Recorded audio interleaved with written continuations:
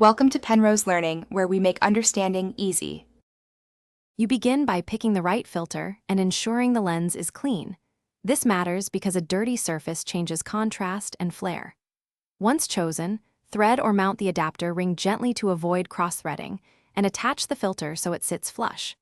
Make sure to check alignment for polarizers and note filter density for ND stops. These choices control reflection, exposure, and color balance, so you get the look you intend from the first frame. Once the filter is on, you must remeter because polarizers and ND filters reduce light. Set manual exposure to lock shutter speed and aperture and avoid surprise shifts. Then compose carefully, because filters can change highlight behavior. Use the histogram and highlight warnings to confirm exposure.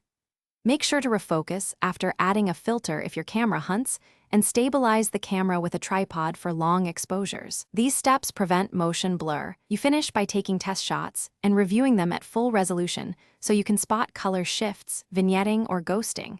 Adjust white balance and exposure as needed. Once done, remove the filter and clean it with proper tools before storing to avoid scratches. If you still see issues, like double images or severe flare, swap the filter or try a different mounting position to isolate whether the filter, adapter, or lens is causing the problem and resolve it quickly. Thanks for watching. If this was helpful, leave a like and consider subscribing. See you next time.